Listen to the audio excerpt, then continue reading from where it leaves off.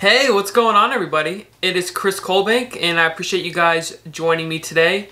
Today we're going to be going over the differences between Division I and Division II football programs. This is a video I actually did a while back, but you guys seem to absolutely love it. You guys are killing it, so I thought I would bring it back again, and due to the comment section, you guys wanted to see some new positions that I didn't cover in my last video, like safeties, cornerbacks, linemen. So we're going to go through that, and we're also going to go through a brief summary of what are the differences between Division I and Division II schools. Because those of you that are new to my channel, I am a Division II athlete. I play football at Mississippi College. Love it. I'm going to be a junior after this summer, so stay tuned for those game day vlogs, of course. But without further ado, let's go ahead and jump into the video. So I'm going to be doing this on a screen record, and I just pulled up a site that kind of gives an overview of the different attributes that Division I and Division II schools have. So let's go ahead, let's check it out.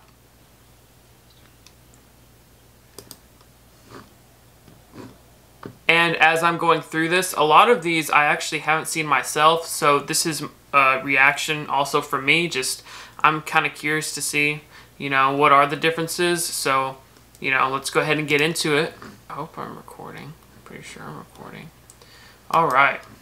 So here we can see the number of schools that are in Division I FBS. So those are your top schools like Alabama, Tennessee, Oregon.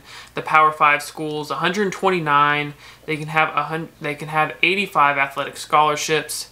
They are always on national television.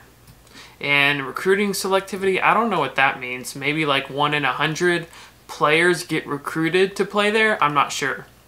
But if we scroll down to Division I FCS, which is a lower Division I, they have 124 schools, 63 athletic scholarships. You can see the stadium capacity there, 5,000 to 25,000. And then this is where I fall. So there's 169 D2 schools. So you see that there's more D2 schools, and you'll find that the lower divisions you go, the more schools there are, just because it's less competitive. They can give 36 athletic scholarships, and their stadiums hold between 5,000 and 15,000 people, which I would actually find to be pretty true. I would say our stadium holds between 5,000 and 10,000. It's almost like a humongous high school, like Bleacher Stadium. It's a nice stadium. I don't want to make it seem like it's not nice when I say high school, but for D2, I would say it's nice. It holds between 5,000 and 10,000 people. And game coverage online. Yeah, so we're rarely on national television unless it's like really deep into the playoffs. But if you go to our school website, you can stream the games online, and that's how that works. Oh snap, look, it's my it's my video, the difference between D1 and D2. That's funny. Alright.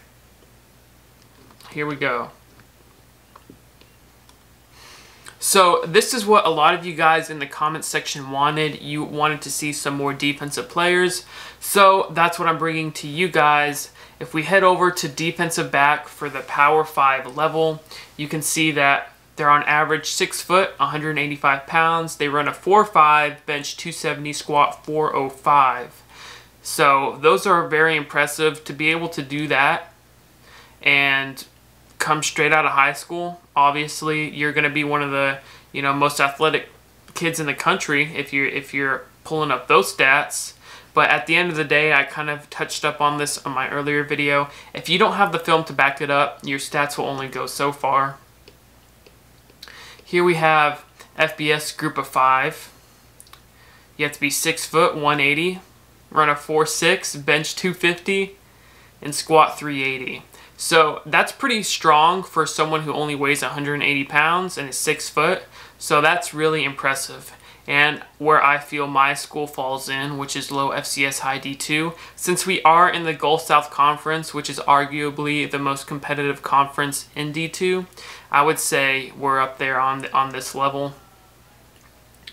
5'10", you have to be 5'10", 175 pounds, run a 4.65, bench 250, squat 380. And yeah, I would say that's pretty accurate. We have some DBs that are shorter than me. I'm 5'9". I don't count on this in treat this as, you know, straight facts at the end of the day, right? You got to have the film to back it up. And make sure you guys do well in school. School's important too.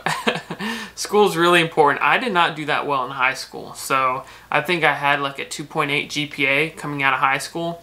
That's only because my senior year was incredibly easy. So yeah, besides that, I barely had, you know, I barely qualified to play D1 if I was good enough. I think my core GPA was like a 2.4, which is like right what you needed or something like that. So I did not do well in high school, guys. But, you know, through college, I kind of turned things around. So just remember, you know, some people, high school's not necessarily for them, but college is. So just keep that in the back of your mind. Alright, and we're going to be covering a second position, which is lineman, specifically defensive lineman. So let's go ahead and take a look at that, since you guys wanted to see that as well. 6'4", 260. Man, that is crazy. And some of these guys are running like 4.5s and 4.6s in the NFL Combine. That's absolutely insane. But here, it says it expects you to be able to run a 4.8, bench 315, and squat 450. I mean, that's insane. I mean, you got to be a dog on the line, man.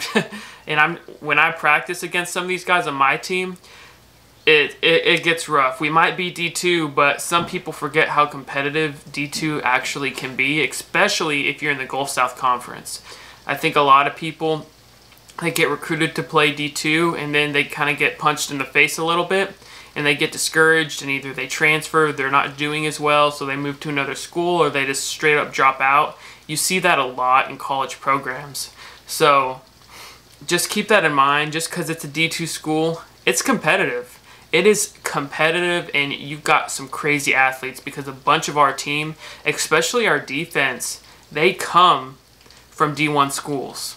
So keep that in mind. Keep that in mind. Let's scroll all the way down over here to D2. Alright, so let's see if this compares correctly to my team, since we're a high Division II school. 6'2", 230. Let me think. I would say most of our linemen are heavier than 230, and they might be 6 foot 6'1". But again, it ranges so much. So I would say on average, that's pretty much spot on. But I would say most of our defensive linemen are heavier than 230.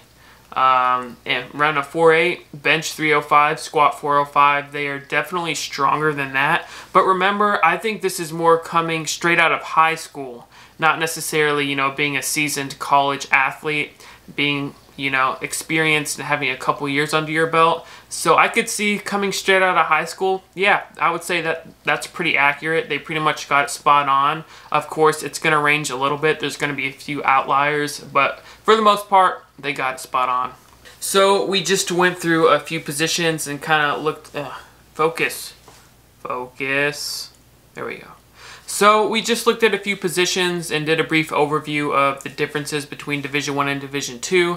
It was kind of similar to another video I did. If there are any other positions that you would like me to cover, I covered most of them right now, but if you want to see quarterback or certain specific position types like center or wide receiver, things of that nature, just let me know in the comment section below. You guys have been loving up on this channel. I really appreciate it. This summer is going to be great. I can't wait to keep on bringing you guys content. You know, I mean, I've got so much to learn. I got so much to learn, guys. Yeah, like a lot to learn. A lot. And I'm realizing this just now. I don't even think I looked at the camera correctly this whole video. Like, I was looking right here, looking at myself when I should have been looking at the lens. Oh my gosh, you know, and I'm pretty sure I was looking at the screen half the time. Things like that, it's just going to take me some getting used to, because I've been filming on my iPhone for so long that it's going to take some getting used to film on my camera. So give me some grace. But yeah, I can't wait to bring you guys along this journey.